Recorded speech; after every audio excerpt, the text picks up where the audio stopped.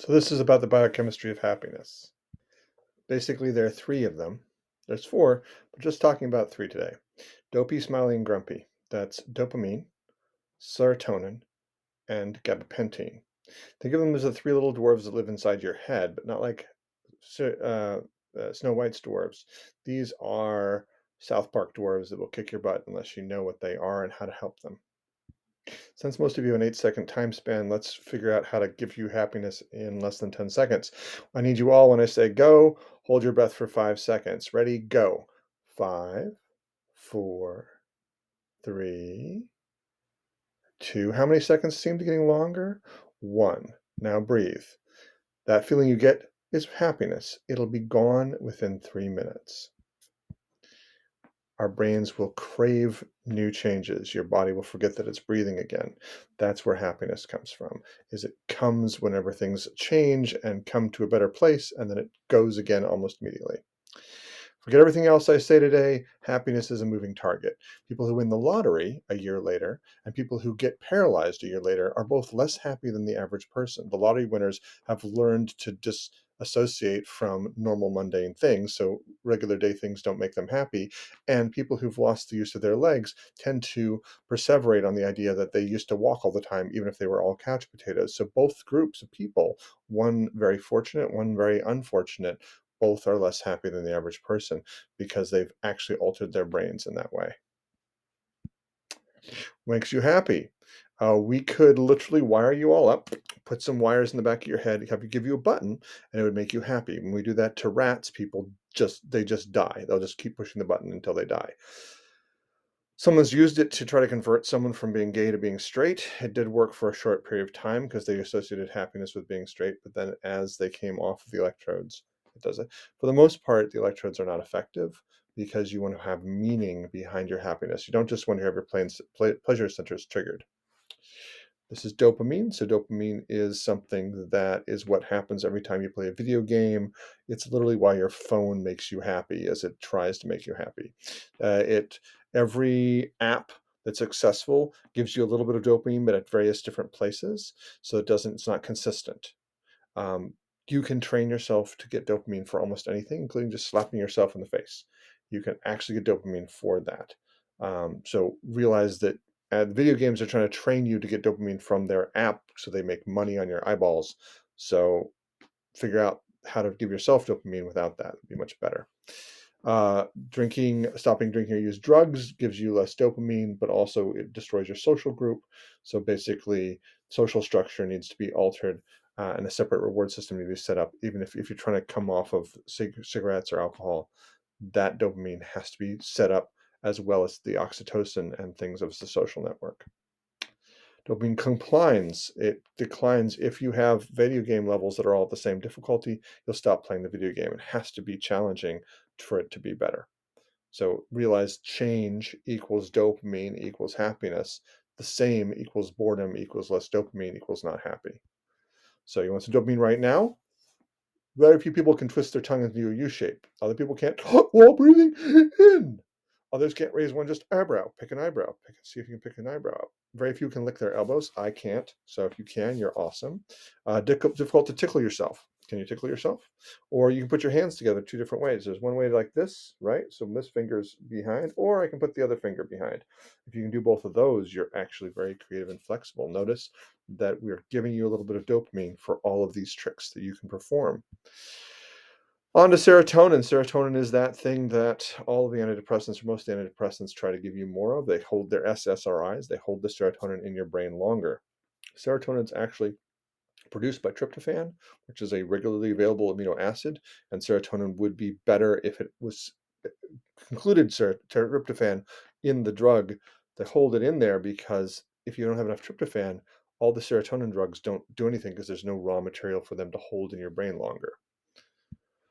Smiley serotonin, it sedates you. They're not very effective long term because of the tryptophan goes away, and you can get tryptophan, which is the raw material for serotonin, in turkey and warm milk. Smiley, basically, fake it till you make it. That's serotonin. If your face is smiling, then your body thinks, I must be happy, and it gives you serotonin. Or if you get serotonin, your body will start to smile. So, Diet can help as well, and exercise. Basically, 50% of people taking antidepressants go off of them. That's what I just said. Basically, serotonin can cause a problem. I've been very depressed in my life. I've also had come out back from colon cancer, so I've both been very, very unhappy in my life and very, very happy in my life. I also have many, many patients that I've seen over the years, people who should have been happy, who weren't models, NFL players. They should have been happy. They were miserable. I've also had people who had really bad illnesses that were perfectly happy. So when we do things in life, realize that the hormones that we give off are more about the habits that we have rather than the actual physical results that are happening in our life. What's most important? You're wrong. We're all wrong. If we hold our breath long enough, you'll realize that just breathing is the most important thing. If you have your breath, you have most of what's really critical in life. Beyond that, it's kind of like just add on to it. It's a patent airway. So you need to figure out who you are beyond that. On to gabapentin. Gabapentin is synthesized in the gut, in a healthy gut. Many of you don't have healthy guts, and so you end up having no gabapentin. That makes you very anxious and very angry. So gabapentin is an anxious, angry little dwarf in your gut, and it will make you very unhappy. Um, you add GABA to things because if you don't have enough gabapentin, you get this kind of craziness, which is you don't treat me like a human being, so you should die. You're like, wait, that sounds familiar. Why is that so common? I'm like, people don't have good gut bacteria in their guts that give them enough gabapentin, so they go on, they become trolls online, or they come on and start trashing on other people. And the reality of gabapentin is that it should be produced by a healthy gut, but we may actually have a deficiency of it in our society, and this makes us very angry and very grumpy. Um, if people feel like they have inescapable stress, they'll be very, very angry. So it's like no gabapentin means I can't get better, means it's got to be somebody's fault. It's too much. It can't be my fault. I have to take it out on other people. Trolls, by the way, do die sooner than most other people. So people who are angry online, who make you feel bad online, I guess you could feel some Schadenfreude about, which is happiness at their misery, which is that they're probably going to die sooner because they're not taking care of their own mental health. They're projecting it onto other people. How does GABA help? It helps with both anxiety and depression. The drugs like Valium, Xanax, Ativan actually are gabapentins. They help with the GABAergic pathway in your brain. They help you feel less anxious and less depressed. GABA should be something that's added or thought of in addition to an antidepressant if people are having issues. Oftentimes, it doesn't tend to be added on.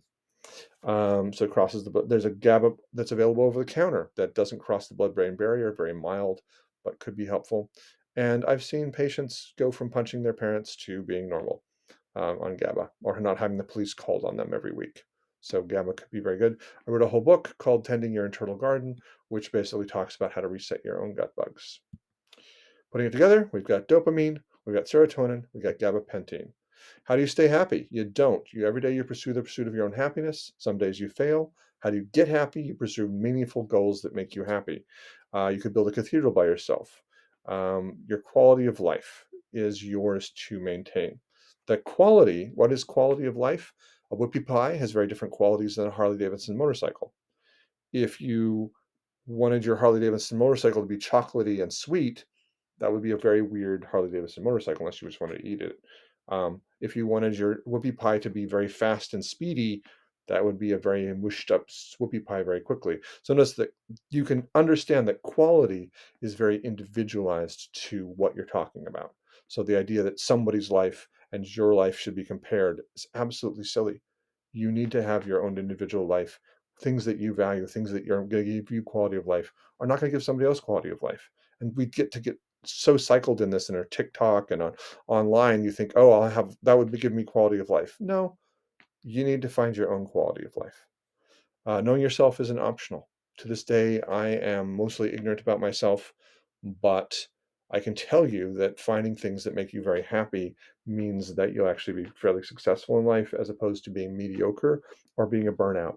Most of the things that you don't make you happy, you'll just not do well long term. When you find your thing, I won't be able to drag you away from it. It's a thing you will absolutely do for fun. It's a thing you'll absolutely do all the time. If that's drawing or if that's art, fabulous. If that's something else, you need to find it. Um, then make very little silly little goals every day to give yourself more things to be successful at that thing that you want to do. Give yourself little goals every day that are going to make you more successful, and that's how you maintain happiness. What about failure? Absolutely. Fail all the time, but give yourself little goals so you get some happiness as well, but also do push yourself beyond it and just fall down and understand. You're like, I'm not going to make this. This won't be successful. Great. We want that because if you never push yourself, remember, the same boredom equals not happy. Pushing yourself and failing, even failing, means if you get a little bit better, you're happy. Does that make sense? You're going to get progressively better over time. You can do anything. This is a guy who built a cathedral by hand. I'm going to skip that video for now, but you can look it up online. It's very interesting. Thanks for coming.